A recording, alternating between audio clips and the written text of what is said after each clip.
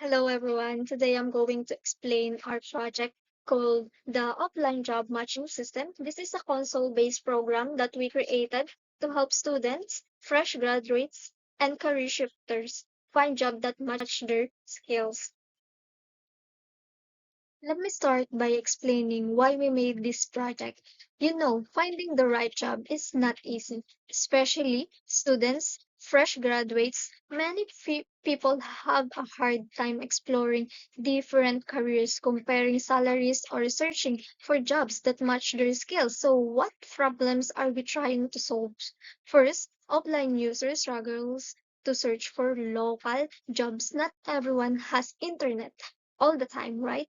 Second, there's no simple way to organize job information like jobs, salaries, required skills. Third, manual job searching takes forever. Fourth, update job listing manually is difficult. And lastly, job lists become messy because there's no way to sort them properly, like by salary.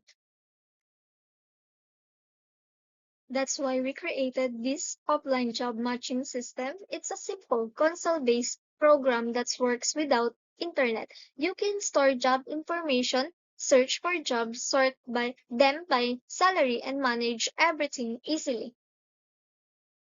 Our main goal is simple to develop a user-friendly console program that helps users search for jobs using keywords or sort them by salary. Now let me break down our specific goals. First, we want to store complete job information. That's the job that's the job title, salary, required skills. Second, we need to allow users to add new jobs, view all jobs, update salaries, and delete jobs. Those are called CRUD operations. Create, read, update, delete. Third, we want to search jobs by salary from lowest to highest. Fourth, enable keyword-based searching. For example, if you type design, it will show all jobs related design. Fifth, organize everything neatly so it's easy to access, manage, and our system can handle up to 100 job records efficiently. Let me tell you what our system can do. Add new jobs to the list, display all job listing in a nice format. Search for job using keywords in the job title or skills. Update the salary of any job. Delete jobs from the list. Search jobs by the salary from lowest to highest. Handle up to 100 job records. All search and delete operations are case insensitive, meaning teacher or teacher are treated the same. Now let's be honest about what our system cannot do. Cannot save data permanently. When you close the program, all data is lost. Cannot handle more than 100 jobs. That's our fixed capacity. Cannot edit job names or skills. You can only update the salary. No applicant tracking. We don't match people to jobs. No file storage or database. Everything is stored in memory only. No networking or online features. It's completely offline, no graphical user interface. It's just a console program without text. Now, let's talk about the most important part, our sorting algorithm. We use selection sort to arrange jobs by salary from lowest to highest. Let me explain how selection sorts works with the simple terms. Step 1. Start at the first position in the list. Step 2. Look through all the remaining jobs and find the one with the smallest salary. Step 3. Swap the job with the job at the current position. When we swap everything, the job name, salary, and the skills. Step 4. Move to the next position and repeat. Step 5. Keep doing this until all jobs are sorted from lowest to highest salary. Let me show you a visual example with actual numbers. Imagine we have those salaries 45,000, 22,000, 60,000, 18,000, and 35,000. In step 1, we find the minimum, which is 18,000, and swap it to the first position. In step 2, we find the minimum in the remaining list, which is 22,000. It's already in the correct position, so no swap needed. In step 3, we find 35,000 and swap it to the third position. In step 4, we find 45,000 and swap it to the fourth position. Final results: all salaries are now sorted from lowest to highest: 18,000, 22,000, 35,000, 45,000, and 60,000. So why did we choose selection sorts? First, it's simple to implement. The logic is easy to understand and code which is perfect for a console project. Second, it's good for small data sets since we're only handling up to 100 jobs. Selection sorts works perfectly fine. Third, it uses minimal memory. We only need a few temporary variables for swapping. Fourth, it has stable performance no matter how the data is arranged. It's always perform consistently. Fifth, it has great educational value. It's clear, shows how sorting works, which is great for learning. Now, let me show you the actual code we use for sorting. Don't worry, I'll explain each line. The outer loop with variable I tracks where the next lowest salary job should be placed. The inner loop with variable J searches through the remaining unsorted jobs to find the one with the minimum salary. The variable min index stores the position of the current minimum salary we found. When we find the minimum, we use the swap function to swap the jobs. Notice we swap three things: the job name, the salary, and the skills. This keeps all the information together. This process repeats until all jobs are sorted from lowest to highest salary. Our system has six main features. Let me explain each one. How the program actually runs. When you start the program, you see the main menu with six options. The add job, show all, delete job, update salary, sort by salary, and search job. Featured 1, add job. This lets users add new job listing. You enter the job name, salary, and required skills. The system stores this information in the next available space in our arrays and increases the job count by 1.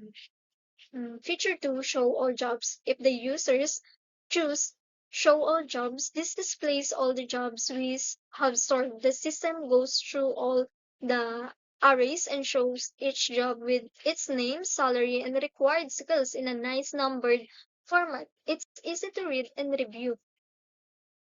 If the user choose delete job, this lets you remove a job from the list. You type the job name and the system search for it. The search is case insensitive, so teacher and teacher are the same. If found, it removes the job and shift all the other jobs up to fill the gap. If not found, it shows job not found. If the user choose update salary, this allows you to change a job salary. You search for the job by name. The system shows you the current salary, then you enter the new salary amount. The system updates it immediately. Sort by salary. This is where our selection sort algorithms comes in. When you choose these options, the system rearranges all jobs based on salary from lowest to highest. It keeps all the information together. Job name, salary, skills all move together. Next, search job. This is a powerful feature. You can enter job keywords, single or multiple words, and the system searches for matches in both the job title, required skills. For example, if you type a lowercase design, it will show all jobs that have design in title or in the skills. It's case sensitive, so design and design are the same. Now let's talk about how we use arrays in our system. This is very important to understand. We use three parallel arrays to store job information. The keyword here is parallel.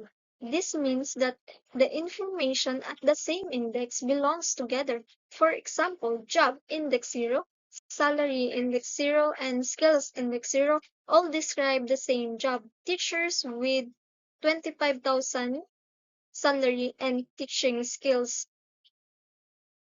How arrays are used. Array declaration in code. In our code, we declare arrays like this. Max is set to 100, so we can store up to 100 jobs. The count variable keeps track of how many jobs we currently have stored. We start with 5 sample jobs. Our system performs 6 different array operations: insertion, adding new jobs to the end, traversal, going through all jobs to display them, searching, finding a specific job by name, deletion, removing a job and shifting others, sorting, rearranging based on salary, update, changing the salary value. Let me show you the code for each one. Arrays are used. Insertion operation. Insertion adds a new job at the end of all three arrays, then increase the count by 1.